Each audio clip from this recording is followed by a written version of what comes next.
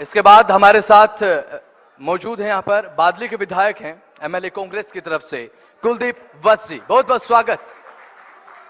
इसके बाद हमारे साथ एक बड़ी राजनीतिक शख्सियत बलराज कुंडू एमएलए महम से निर्दलीय विधायक, बहुत बहुत स्वागत। तमाम राजनीतिक दिग्गज हमारे साथ इस बड़े मंच पर आज मौजूद हैं और सवाल जवाब का सिलसिला खबरें अभी तक पर इसी तरीके से चलता रहेगा। और फिलहाल एक और गुजारिश, हमारे संपादक नासिर हुसैन कुरैशी बातचीत का सिलसिला आगे बढ़ाते हुए हमारे editor Nasir Hussain Qureshi ji. Thank you. तो बातचीत का सिलसिला लगातार जारी है। अब मैं गुजारिश करूंगा, हमारे संपादक हैं नासिर हुसैन कुरैशी जी, बहुत इस बातचीत के सिलसिले को आगे बढ़ाएंगे। Over to you Nasir. बहुत शुक्रिया, थैंक यू। और रोहतक के लोग अपनी पहचान रखते हैं। रोहतक के लोगों का आप सभी का बहुत बहुत स्वागत है, जोरदार तालियों के साथ। तालियां हम बजाने की कोशिश करेंगे जब यहां पर बातचीत होगी, वार पलटवार की कोशिश होगी, लेकिन दरअसल टीवी पर प्रोग्राम जा रहा है, लाइव जा रहा है, आप लोगों का इतना प्यार मिल रहा है, ये हमारे लिए बहुत गर्व की बात है। तो बहुत शुक्रिया इस प्यार के लिए और बहुत बहुत स्वागत है विधायक कुलदीप वत्स जी, विधायक बलराज कुंडू जी, सतीश नांदेल जी, बीजेपी के वरिष्ठ नेता, बहुत बहुत स्वागत है आपका तशरीफ लाने के लिए। Thank you. मैं शुरुआत आपसे ही करूंगा बलराज कुंडू जी। कुछ दिन पहले आपने हरियाणा में यात्रा निकाली और उस यात्रा के दौरान आप पूरे हरियाणा में पहुंचे। आपके बहुत सारे बयान आए कि लोग बदलाव चाह रहे हैं, लोग परेशान हैं, लोगों के अंदर किसी तरह का गुस्सा है। हरियाणा को लेकर आपने ये भी कहा कि हरियाणा में लोगों में मोहब्बत है, प्यार है, आपसी भाईचारा है। लेकिन अभी हमने एक घटना देखी नूह के आसपास, वहां पर आपसी भाईचारा बिगड़ा है, उसके पीछे बहुत सारी बातें कही जा रही हैं, वार पलटवार हो रहे हैं। एक तो वो बात, और जो यात्रा के दौरान आपने लोगों के गुस्से की बात कही थी, वो क्या गुस्सा था, कौन सा गुस्सा था? बहुत एक महत्वपूर्ण सवाल आपने किया है और आप सब ने उस यात्रा के दौरान देखा होगा कि बलराज कुंडू तो वन मैन आर्मी, ना कोई पार्टी ना कोई संगठन, अकेला निकला था एक नारा लेकर व्यवस्था परिवर्तन का। और पूरे प्रदेश ने देखा कि वो one man army Balraj Kundu अकेला चला था और कितना बड़ा कारवां पूरे प्रदेश में देखने को मिला। उसकी वजह यही थी कि मैंने हर गांव में लोगों से बात की, किसानों से बात हुई, युवाओं से बात हुई, गरीब कर्मचारी व्यापारी से बात हुई। हर वर्ग अपने को ठगा हुआ और लुटा हुआ महसूस कर रहा था। यह बात मेरी पूरी यात्रा लाइव चली थी।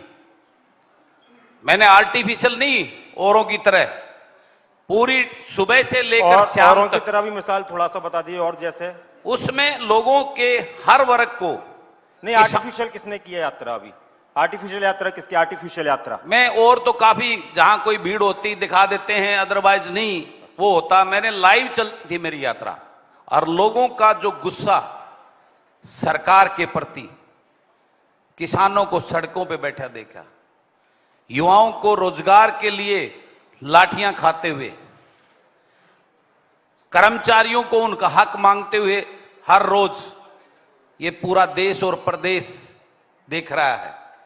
आज गरीब का फैमिली आईडी के नाम पर जिस प्रकार का खिलवाड़, जिस प्रकार का मजाक उनके रह गया, बुजुर्गों की पेंशन कट रही है, उनका दर्द देखा। जहां पेंशन नहीं है उनको लाइन में पेंशन लेने के लिए बैंकों के धक्के खाने पड़ते हैं। पहले पेंशन का जो व्यवस्था थी वो बुजुर्ग का सम्मान पेंशन है, ये घर पे दी जाती थी। आज उनको बैंकों के 5-5 किलोमीटर तो दूर खातों में आ रहे हैं पैसे, बीच सरकार कह रही है खाते में डायरेक्ट पहुंच रहा है, खाते में नहीं, उनको जाके लाइन में बैठना पड़ता। अब मेरे साथ चलिए, मैं दिखाता हूं प्रैक्टिकली। ये बातें सिर्फ बोलने की हैं कि खाते में आ रहे हैं। ये पोर्टल व्यवस्था ने आज पूरे प्रदेश का सिस्टम को चरमरा के रख दिया। आज गरीब आदमी का कोई ना कोई उसके परिवार का मेंबर किसी ना किसी रूप में लाइन में लगा रहता है अपने पोर्टल के ऊपर उस चीज को डलवाने के लिए। और इस बात को माननीय प्रदेश के मुखिया, मुख्यमंत्री जी सदन में एक्सेप्ट कर चुके हैं कि गलतियां हो रही हैं। तो ये ऐसी व्यवस्था है, हमारे यहां गरीब अनपढ़ लोग हैं। आप अच्छी बात है, आज नए युग में हाईटेक की तरफ जाना चाहिए, लेकिन उसमें दोनों व्यवस्था होनी चाहिए। आप एकदम से सरकार के मुखिया माननीय मुख्यमंत्री जी ने तो कंप्यूटर चलाना सीख लिया, लेकिन उस गरीब किसान जो अपनी रोटी रोजी के लिए पूरे दिन धक्के खाता, अपने बच्चों की सुध बुध नहीं ले पाता, उसको कंप्यूटर से क्या मात। कंप्यूटर की बात हो रही है, मैं कुलदीप जी आपके पास आऊंगा, लेकिन एक प्रतिक्रिया, बहुत सारी बातें हैं। नांदल जी, आप मुस्कुरा भी रहे थे बलराज कुंडू जी की बातों पर। मुस्कुराने की वजह क्या थी? कुछ बातों पर आप मुस्कुरा दिए थे, क्या वो सही कह रहे थे या गलत कह रहे थे?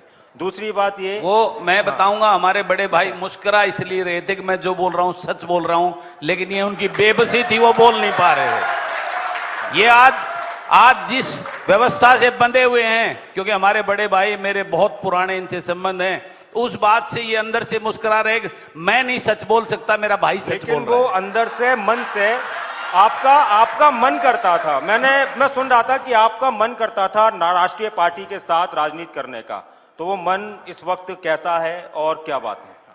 सबसे पहले तो खबरें अभी तक चैनल का हमारे शहर रोहतक में पहुंचने पर हार्दिक स्वागत करते, अभिनंदन करते हैं।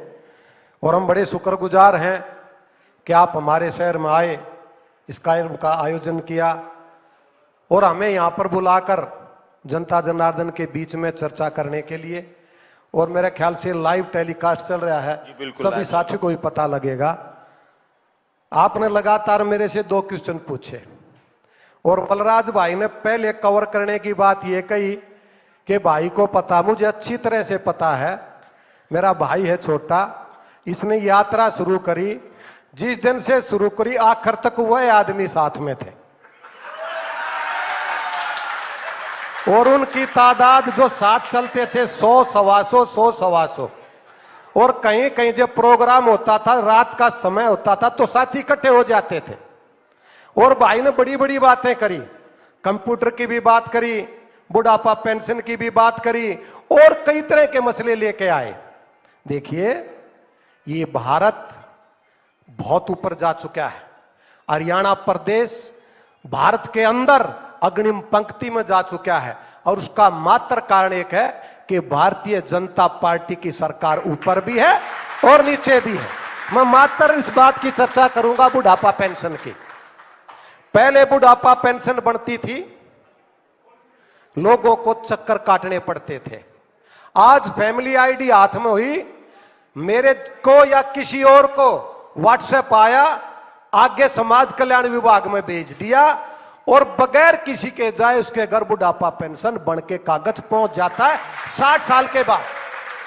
पहले ये 60 साल की बात करते थे कि उम्र के लिए सर्टिफिकेट लेकर हो, प्राइमरी स्कूल का हो, मिडिल स्कूल का हो, 10वीं का हो। जब हमारे बुजुर्ग ना पढ़े लिखे उनका पेंशन कैसे बनेगी?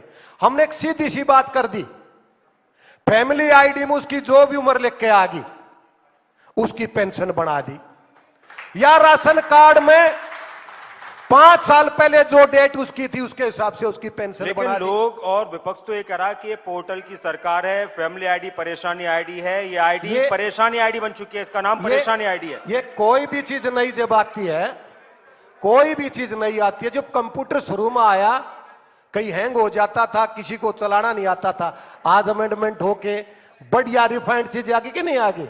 आप भी यहां बैठ के बात करें, सारा भारत देख रहा है। ये चीजें पहले तो नहीं होती। तो ये पहले क्यों नहीं थी? मतलब आप ये कह रहे हैं कि 4-10 साल से मीडिया शुरू हुआ है। फैमिली आईडी लेके आए, कितनी बढ़िया चीज है। हर चीज उससे लिंक करके, हर चीज लिंक करके, किसी चीज की जरूरत नहीं, फैमिली आईडी आपके पास है, आपकी हर चीज हो जाती है। तो उसमें जो कमी पेशी है वो उस दोबारा से ठीक होने लग रही है। अब आप ये कह रहे थे कि आपको क्या फील है? आप राष्ट्रीय पार्टी में राजनीति करने के लिए थे, क्या फील कर रहे हैं? हाँ, बहुत अच्छा फील कर रहा हूं, मजा आ रहा है, काचे काट रहे हैं। इससे बढ़िया पार्टी, इससे बढ़िया सिस्टम है। अब आप जितना मुस्कुरा रहे थे, आप जितना मुस्कुरा रहे थे, आपकी बातों पर कुलदीप बस्सी और ज्यादा मुस्कुरा रहे थे। बस वो हंसी नहीं पा रहे थे और लग रहा था कि वो हरा मुस्कुराहट में आपकी हर बात को झूठी कह रहे हैं। सरकार कह रही है कि विकास की रफ्तार के साथ देश आगे बढ़ रहा है, फिर देश आगे बढ़ रहा है। वो कह रहे हैं कि नंबर 1 है हरियाणा, आप कह रहे हैं कि भाई बेरोजगारी में सबसे आगे है। वो कह रहे हैं कि विकास में आगे, आप कह रहे हैं कि पिछड़ेपन में सबसे आगे है। विजन उनका 2024 का क्या, उन्होंने 50 तक का बना लिया है। धन्यवाद। एक तो आज तक का देखिए, हमारे भाई बीजेपी के नेता और सारे दलों के नेता एक बात कहते हैं कि 70 साल में कांग्रेस ने कुछ नहीं किया, 70 साल में कुछ नहीं किया। मैं भाई एक चीज कहना चाह रहा हूं। भाई ने कहा कि बहुत ऊपर ले गए, बहुत ऊपर ले गए। मैं तो इतनी जरूर कहता हूं, हरियाणा की जनता की तरफ से हाथ जोड़ के, इतना भी ऊपर ना लेके जाओ कि जनता ने कुछ नीचे का दिखे ही ना। आप हमें जहां थे, जिस धरती पर हम चलते थे, हमारे बाप दादा, हमारे भाई, हमारे सब कुछ, कृपा करके हमें वहीं पर रहने दो। और जिस देश में सुई तक नहीं बनती थी, मैं नांदल साहब की बात का ही जवाब देता हूं, जिस देश में सुई तक नहीं बनती थी, आज आप खुद कह रहे थे कि उसी देश में जब आजादी जब हुई थी, देश के आजाद हुआ था, सुई तक नहीं बनती थी। आज उसी की वजह से, आज कांग्रेस की वजह से आज पूरे देश में, रोहतक के अंदर हम बैठे तो पूरा देश और पूरा वर्ल्ड देख रहा है, ये कांग्रेस की नीति थी। दूसरा मैं एक चीज कहना चाह रहा था। काफी साथी कह रहे थे विकास की बात, मैं बेबाकी से अपनी बात कहना चाहता हूं और सच के साथ चलना चाहता हूं, सच कहना चाहता हूं। पिछले 10 साल के दौरान बीजेपी के नेता या मुख्यमंत्री जी या मंत्री, सबसे बड़ी बात देश के अंदर या प्रदेश के अंदर 3-4 चीजें होती हैं। सबसे बड़ा एजुकेशन। मुझे ये बताएं कि पिछले 8.5-9 साल में कितनी IIT हुई, कितने कॉलेज बने, कितनी यूनिवर्सिटी बनी। हेल्थ पे आ जाओ, कितने आपने एम्स हॉस्पिटल बनाए, कोरोना से आपने क्या सबक लिया। उसके बाद ये कहते बिजली। मुझे एक उस कारखाने का नाम बता दो जो मनोहर जी की सरकार में लगाओ, बताओ आप मुझे एक बताओ। 18 घंटे बिजली तो गांव में मिल रही है, और वो किसकी देन थी? सरकार के अंदर वो माननीय चौधरी, मैं मैं बता देता हूं, जितने गांव है हरियाणा के 6000 से ज्यादा, सब में 24 घंटे बिजली है। मैं उस चीज का मैं जवाब दूंगा, मैं उस चीज का जवाब दूंगा। 24 घंटे कितनी बिजली कैसे मिल रही है? वो कागजों में मिल रही है। दूसरा, वो चीज मैं बताना चाहूंगा। खेदड़ में प्लांट लगा, यमुनानगर में लगा, झाड़ली में लगा, चौधरी भूपेंद्र सिंह हुड्डा के टाइम में लगा था, इनके टाइम में एक लगाओ, बताओ एक कोई लगाओ तो बताओ।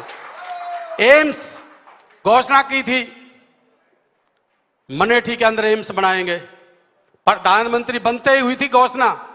एक ईंट अगर मनेठी के अंदर लगी हो तो, मेरे बादली के अंदर, मैं बादली हल्के की बात करता हूं, बादली हल्के के अंदर आदरणीय दीपेंद्र हुड्डा जी के तक प्रयास थे, हुड्डा साहब उस टाइम चीफ मिनिस्टर थे, 11 फैकल्टी मंजूर कराई। मैं एक सेकंड इस बात को, 11 फैकल्टी एम्स की मंजूर कराई, जिससे लाखों लोगों का फायदा होना था। और पूरे इलाके में उस एम्स की 11 फैकल्टी में सिर्फ एक फैकल्टी लागू हुई, 10 फैकल्टी को राजनीति का शिकार करके इसने उन्होंने उठाने का काम किया। विकास की बात करते हैं।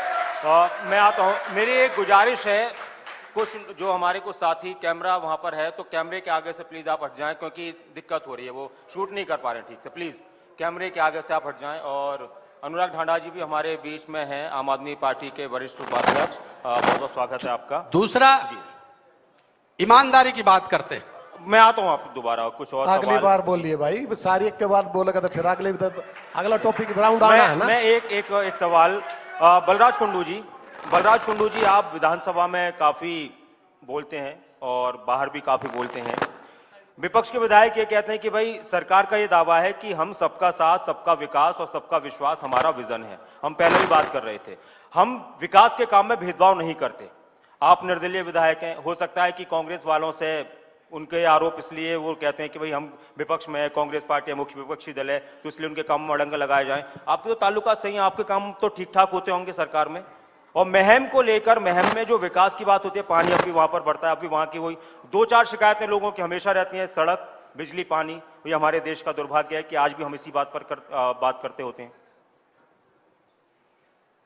अभी हमारे बड़े भाई ने बहुत सारी खासियत बता दी और इतना ऊपर ले गए हमारे देश ने, प्रदेश ने, मन्नत दिखता नहीं। रही बात अगली, मैं ये कहना चाहूंगा, जो सबका साथ, सबका विकास और सबका सत्यानाश, ये इस प्रदेश को दिया है हमारी सरकार ने। मैं आपको बताना चाहता हूं, सबका साथ, सबका विकास का मैं जिस दिन एमएलए बन के गया था और मुख्यमंत्री जी शपथ लेके जब हमारे टर्नओवर में आए थे, तो मैं उनको बधाई देने के लिए उनके निवास पे गया था। बधाई देने के साथ में अपने 4 मांग अपने हल्के की लेके गया था। उसमें सबसे पहली मांग थी, मेरे महम हल्के का जो सामान्य हॉस्पिटल है उसकी हालत जर्जर है, बरसात में उसमें 2-2 फुट पानी खड़ा हो जाता है और वो प्रैक्टिकल रूप से कंडम हो चुका है, बिल्कुल उसकी इतनी वर्स्ट हालत है जिसका कोई अंत नहीं, लेकिन कागजों में उसका टाइम पूरा नहीं हुआ। मैं 4 साल से, आप देखो हर विधानसभा में मैंने उसका वो उठाया है। दूसरी थी मेरी महम के अंदर गर्ल्स कॉलेज अलग से बढ़ाने के लिए, उसकी लैंड अवेलेबल है, जो कोएड कॉलेज है। कहा जा रहा है कि वो 20 किलोमीटर वाले क्राइटेरिया की वजह से आप उसके अंदर सराउंडेड अगर आप देखें, वहां करीबन 60 गांव इफेक्ट करते हैं, जिसमें नारनौंद के गांव भी हैं, भवानी खेड़े के गांव भी हैं और कुछ बल्कि जुलाना के गांव भी, जो फरमाना लगते वो गांव भी उसके वहां पे महम में आते जाते लोग हैं। वहां उसका बुरा हाल है, लड़कियों का वहां कोई वो नहीं बनता। अगली थी मेरी महम शहर की सीवरेज सिस्टम और पानी का सिस्टम बिल्कुल चरमराया हुआ है।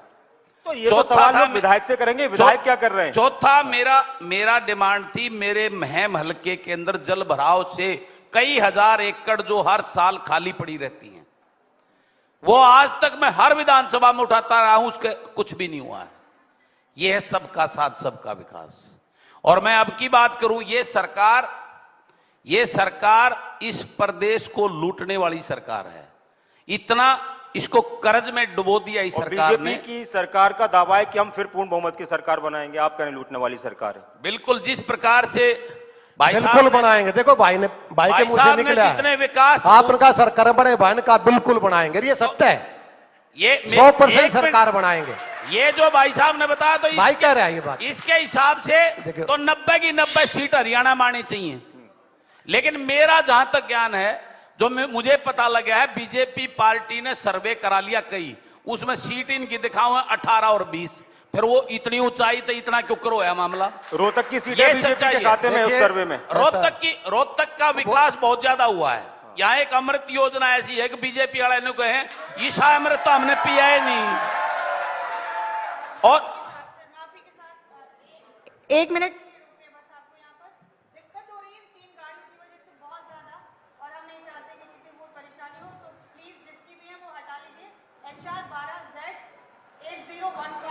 गाड़ी का नंबर ये है HR 5555 लास्ट है इसमें, HR 26ER 2700। बराए मेहरबानी ये गाड़ियां हटा लीजिए। प्लीज भाई वो हटा लीजिए, शायद रोड पर जाम वगैरह की स्थिति आ गई। जी कुंडू साहब, नंबर 1 पे मैं आ रहा हूं फिर आप। नंबर 1 पे हरियाणा प्रदेश पहुंचा दिया है। मैं आपको बताना चाहता हूं एक नंबर 1 का एक छोटा सा एग्जांपल। मेरे मदीने गांव का एक दर्जी का काम करने वाला एक गरीब आदमी एक दिन सुबह सुबह मेरे पास पहुंचता है, जिसने सिलाई करके अपने बच्चों का पेट पाला। उसके साथ उसका बेटा सुबह सुबह 7 बजे मेरे घर पे आया। वो कहने लगा, आंखों में पानी लेके रोने लग गया कि विधायक जी, मेरा इस बेटे को कहीं चपड़ासी और DC रेट की नौकरी दिलवा दो। मैंने उस बेटे की तरफ देखा तो मुझे वो लगा उस बच्चे की पर्सनैलिटी देख के ये शायद कुछ पढ़ा लिखा है। मैंने पूछा कि इसकी एजुकेशन क्या है।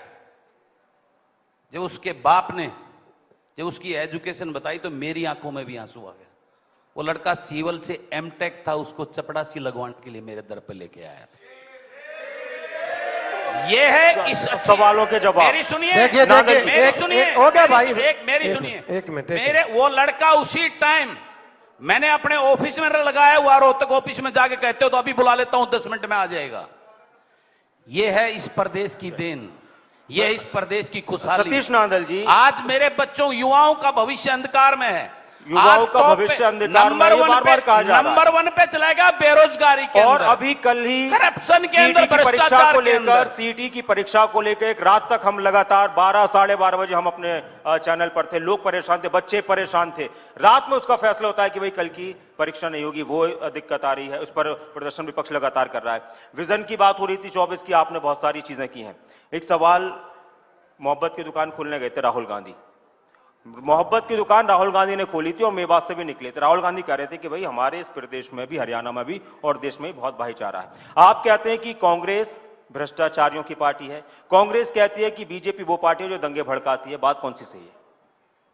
देखिए, मैं आपकी सारी नूह बातों में के, जो नूह का जिक्र पूरी दुनिया में मैं आज हो रहा आपकी है। सारी बातों के जवाब दूंगा। पहले तो भाई कह रहा था कौन से एम्स खोल दिए, क्या कर दिए। पहले 8 कॉलेज थे, 13 मेडिकल कॉलेज हो गए, 5 कॉलेज बढ़ गए। कितने कॉलेज? रिकॉर्ड है, पहले थे 8, अब 13 हो गए, ये मेरे पास रिकॉर्ड है। कहां कहां? हाँ। आईआईटी इनके राज में थ्रू आउट इंडिया 13 थी, 13। अब आईआईटी कितनी होगी? 22। ये इनकी बात का जवाब है। ठीक हो गया? तो कहने से अपोजिशन के जो तर्क वितर्क ये करते हैं, उनके ऊपर ना जाके जनता जनार्दन की सेवा का जो मुद्दा है, जनता जनार्दन के कामों का जो मुद्दा है। अब भाई कह रहा था कि बेरोजगारी, हरियाणा प्रदेश के अंदर 2,70,000 नौकरियां वैकेंसीज हैं। देखिए लेकिन राज्यसभा में सरकार के आंकड़ों के मुताबिक पहले से ज्यादा हरियाणा में बेरोजगारी बढ़ी है। 2,70,000 नौकरियां हैं हरियाणा प्रदेश सरकार के के अंदर, आंकड़ों के मुताबिक भी वो बेरोजगारी बढ़ी सारी है। नौकरियां लगी। हमारी सरकार ने 8.5 साल में 1,04,000 नौकरी लगाई। भूपेंद्र हुड्डा जी ने 10 साल में 86,000 नौकरी लगाई और 83,000 के ऊपर कोर्ट केस हो रखा है। ये पारदर्शिता है।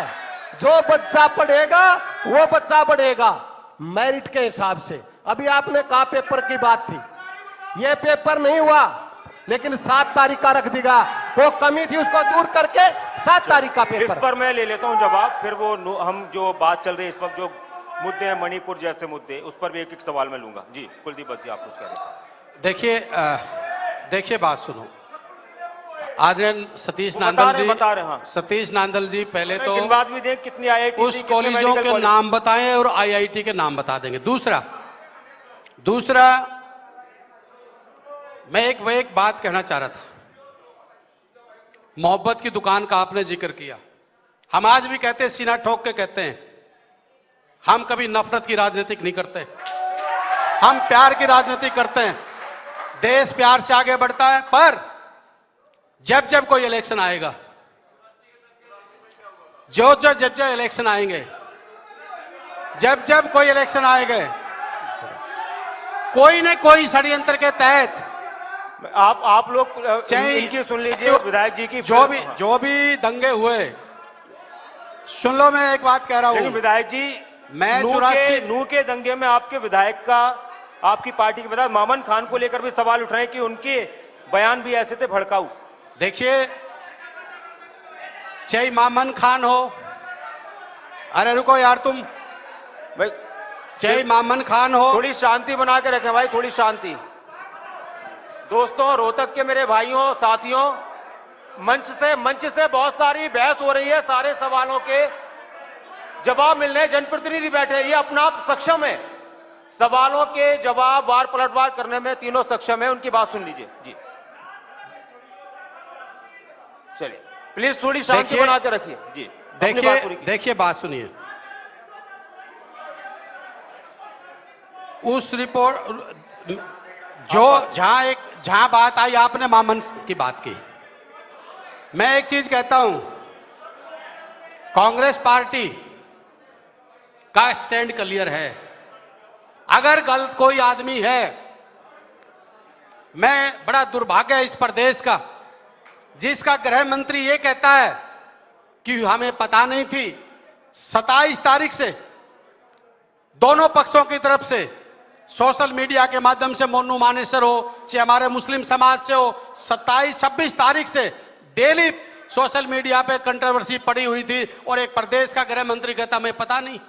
कितनी शर्म की बात है। मैं एक चीज कह रहा था, भाई विकास की बात कर रहे थे, नांदल साहब आपने उसकी बात करी, पेंशन की बात करी। आप पुराने उसी दल में थे जब चौधरी देवीलाल ने ये वृद्धा पेंशन लागू की थी। ये कोई आय और बगैर आय दे के नहीं, ये सम्मान भत्ते के रूप में लोगों को दी थी। पर आपने क्या किया, आपने बुजुर्गों के सम्मान की बात नहीं, चौधरी देवीलाल ने जब दी थी सम्मान के लिए दी थी, गरीबी अमीरी देख के नहीं दी थी। आपने बुजुर्गों के सम्मान को ठेस पहुंचाने का काम किया। दूसरा, जल्दी आपने कहा आप बीच में मैं नहीं बोला, आपने कहा हमने विकास किया। आपने इतना बड़ा विकास कर दिया 10 साल में। विकास जो होता था, विकास जिस भाई का नाम है, 10 साल में इतनी फास्ट बॉलिंग करता है, वो गिल्लियां उखेड़ देता है। पर 10 साल का आपका विकास इस हरियाणा और इस देश की जनता नहीं देखा। आपका विकास देखा भाई से भाई को लड़ाने का देखा, आपका विकास देखा हमारी बहन बेटियों को पीटा, फिर हमारे कर्मचारियों को पीटा, फिर रहे से हमारे सरपंचों को पीटा। तो आप आज बेरोजगारी की, एक सेकंड, आज बेरोजगारी की हालात क्या है इस प्रदेश के अंदर, क्या हालात है आप बताओ। कुलदीप कौन जी, सा एक मिनट, जो रोडों की आप आपने बात की, सड़कों की आपने बात एक करी, कौन सा ऐसा कौन सी बेरोजगारी बताइए मुझे, कांग्रेस ने क्या किया था? आपने कहा कांग्रेस ने कौन सी बेरोजगारी दूर की थी? आपने कौन से रोजगारों के अवसर बताए? मैं बताता हूं आपको, मेरी सुन, आप बोलिए। आपने कहा 1 लाख रोजगार दिया प्रदेश के चौधरी भूपेंद्र सिंह हुड्डा जी ने, पक्के रोजगार दिए, कौशल के तहत नहीं दिए। और कौशल में भी आरएसएस के लोगों को दिया, आम व्यक्ति को नहीं दिया। और कौशल में और भी मेहमान पैनलिस्ट हमारे साथ हैं। बहुत संक्षेप में आपके जल्दी समय पर मैंने इनको बताया, सभी को 2,70,000 हरियाणा प्रदेश में पक्की नौकरियां, हमने 1,04,000 लगाई। हरियाणा कौशल रोजगार निगम में हम 76,000 नौकरियां दो चुके, वो इनसे अलग है, उनको हम जोड़ नहीं रहे, उसमें जोड़ दीजिए। बलराज जी आखिरी सवाल। 1.25 लाख लगाने की बात है, बिल्कुल गलत आंकड़ा है। रोजगार 1,01% जो बच्चे लगे गलत आंकड़ा है, उन बच्चों से ये पूछिए। बिल्कुल गलत आंकड़ा है। बलराज जी पार्टी अपना मैच कीजिए, अपना मैच कीजिए, ये बिल्कुल गलत। 70,000 नौकरियां 1,01% बिल्कुल गलत। चलिए हरियाणा की जनता देख रही है, मंच के माध्यम से इतनी बड़ी झूठ ना बोलो। अब एक सवाल और मैं आप लोगों से लूंगा। बलराज जी, पार्टी बनाने की आप सोच रहे हैं, पार्टी की प्रक्रिया कहां पर आप पार्टी बना रहे हैं अपनी, और क्या सभी सीटों पर चुनाव लड़ेंगे? क्या इतना आसान है आपके लिए? क्या इतना ठीक है क्या इतना आसान है पार्टी बनाकर चुनाव लड़ना एक अकेले आदमी के लिए? और आपका विजन क्या है 2024 के लिए, आपके क्षेत्र के लिए?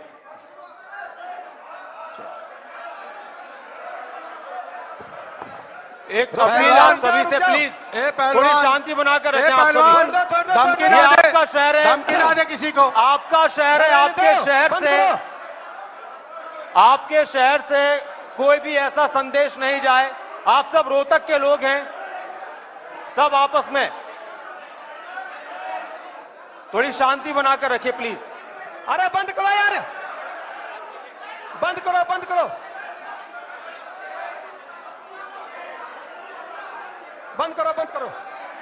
थोड़ा हम अब आगे बढ़ रहे हैं दोस्तों।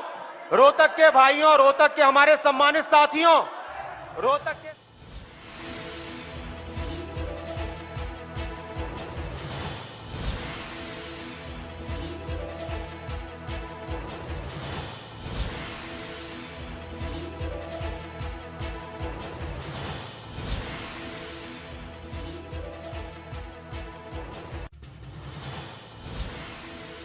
बहस हुई और इस बड़ी बहस के दौरान ये भी हमने देखा कि बलराज कुंडू, कुलदीप वत्स, सतीश नांदल, ये तीनों एक दूसरे से सवाल जवाब करते नजर आए। लेकिन इस बीच हमने ये भी देखा कि यहाँ पर थोड़ा हंगामा भी हुआ, एक ऐसा हंगामा जो अक्सर देखा नहीं जाता, लेकिन फिर भी मुद्दे उठने चाहिए और मुद्दों पर बात होनी चाहिए। फिलहाल हम आपको दिखा रहे हैं कि किस तरह से सतीश नांदल ने बीजेपी की तरफ से जवाब दिया कि हरियाणा में 2,70,000 वैकेंट पोस्ट पर हमने नौकरियां लगाई, यानी कि हरियाणा सरकार ने लगाई। ये वो जवाब देते नजर आए बेरोजगारी के मसले पर।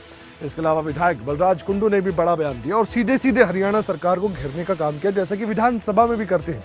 कुलदीप वत्स की बात करें, कुलदीप वत्स ने भी कई मसले उठाए और मोहब्बत की दुकान खोलने वाले राहुल गांधी की खूब तारीफ करते नजर आए। तो ये सब कुछ फिलहाल चल रहा है। पार्टी इसलिए बना रहा हूं, इस लूट और झूठ की दुकान को बंद करके युवाओं को लाकर इस सरकार को बदलना। मेरी नई पार्टी का उद्देश्य है इस प्रदेश को इन रजवाड़ों की, इन पार्टियों की लूट से बचाकर इस प्रदेश के पढ़े लिखे युवा ऊर्जावान को इस पॉलिटिक्स में उसकी भागीदारी कराकर इस प्रदेश को प्रगति की ओर ले जाने के उद्देश्य से पार्टी बना। सतीश नांदल जी, रोहतक के लिए, प्रदेश के लिए क्या विजन है? रोहतक का तो विकास भी बहुत हो गया और अगला चुनाव वहीं हुड्डा जी के खिलाफ लड़ने वाले हैं आप, तय हो चुका है? ये पार्टी का फैसला होता है, पार्टी जो डिसाइड करती है। ये घर की पार्टी तो है नहीं, कांग्रेस की तरह एक आदमी ने ऊपर तक कर दिया हो गया, ना दूसरी पार्टी की तरह। पार्टी का प्रोटोकॉल है, सिस्टम है, पार्टी की मीटिंग जो होती है, सारी बातें जो पार्टी का आदेश होता है वो उसको सबको पालन करना पड़ता है। और जहां तक मैं भाई की बात का जवाब दे दूं, हरियाणा कौशल रोजगार निगम, और बीच में प्रार्थना करूंगा बोलेंगे नहीं, हरियाणा प्रदेश हुआ और प्रदेश हुए, कॉन्ट्रैक्ट बेसिस पे नौकरियां लगती थी ठेकेदार के पास, अब भी लगती हैं। उन लोगों उस चीज को मॉडिफाई करने के लिए, ताकि कॉन्ट्रैक्टर शोषण ना करें, गवर्नमेंट ने स्कीम तैयार की है। डीसी रेट, दूसरे रेट हटा के हरियाणा कौशल रोजगार निगम के तहत 1.25 लाख हरियाणा प्रदेश में बच्चे कॉन्ट्रैक्ट बेसिस पे लगे हुए थे, उनको उसी डिपार्टमेंट में मर्ज करने के लिए हरियाणा कौशल रोजगार निगम बनाया गया है। 18,000 मिनिमम तनख्वाह, हर साल 5% बढ़ेंगे। बस जी, पक्की नहीं एक होगी, आखिरी कोई सवाल, हटाएगा उसका भी नहीं। संक्षेप में जवाब, और आपने बादली के लिए क्या किया, क्या करेंगे, ये लोग जानना चाहते हैं। नगर पालिका का दर्जा मिला था, आपने खत्म करवा दिया, धनखड़ जी उसकी कोशिश कर रहे थे, आप नहीं चाहते थे, जनता नहीं चाहती थी, क्यों हुआ? उससे तो विकास होता। देखिए, पहले तो मैं भाई की एक बात का जवाब दे दूं, फिर अपनी बात का जवाब। बीजेपी है निर्मा पार्टी, और वो भी सुपर निर्मा पार्टी।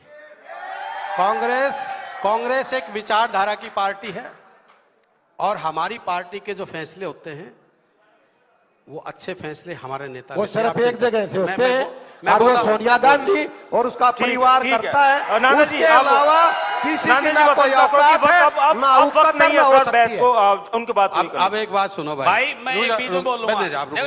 कुंडू साहब रुको। नहीं, मैं एक सुन, इनके नहीं, पक्ष में मुझे बोल रहे हैं कि आप। मैं अमृत पिलाकर चुप कर दिया जाता है, इसलिए उड़ा जो है ना वो बोलते नहीं, वो आदेश मानते हैं। देखिए, ये भाई, ठीक है सर, ये कुलदीप- भाई 6 कुलदीप साल जी अपनी बीजेपी बात- का कुलदीप अमृत जी की पी बात रहा है, पूरी फिर होने भी दीजिए। बोल रहा है। कुलदीप जी जल्दी से। हाँ, 6 साल बीजेपी का अमृत पी रहा है। मैं- जब टिकट चलिए, मिल जाती, ठीक, वो नाना अमृत जी, इसका नाना हजम जी, हो जाता, अब ना वक्त तो नहीं उल्टा है। लाग रहा है। भगवान ने को मुझे ज्यादा आगे बचा बढ़ाने लिया का वक्त भाई। नहीं है। कुलदीप जी, भगवान ने मुझे आप बोलिए, बचा कुलदीप लिया। जी, कुलदीप जी आप बोलिए। देखिए, एक बात, आप मेरे से बड़े हो, वो काम ना करो, घर का काका घर की बेर घर के लिखनी है। मैं आपने कहा बीच में नहीं बोलोगे, मैं बोल रहा हूं तो बताओ, पर आप बात को सुनो।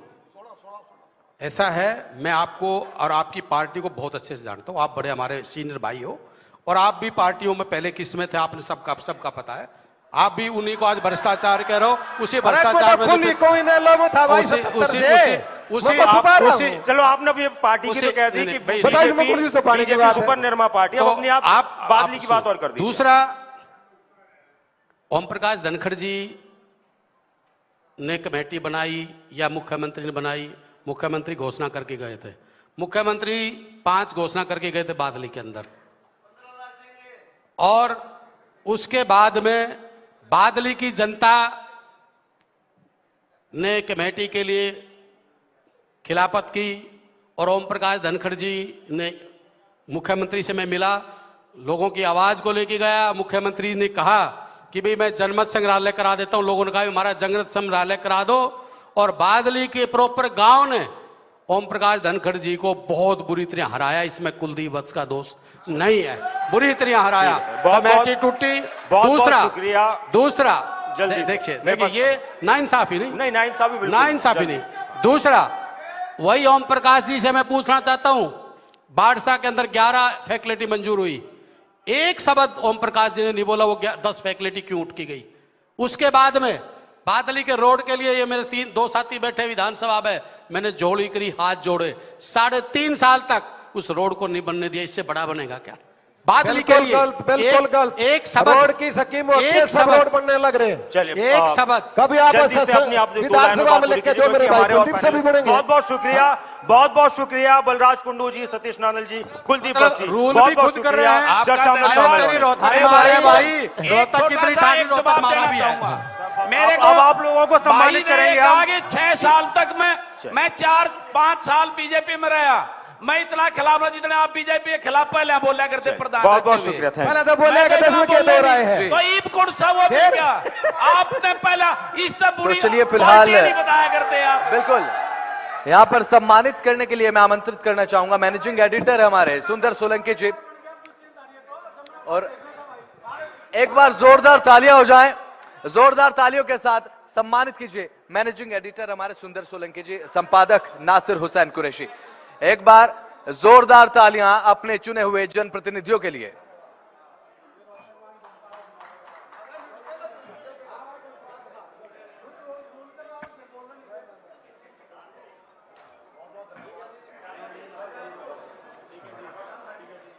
बहुत बहुत शुक्रिया आप सभी का मंच पर आने के लिए, और साथ ही बेबाकी के साथ जवाब रखे सभी ने।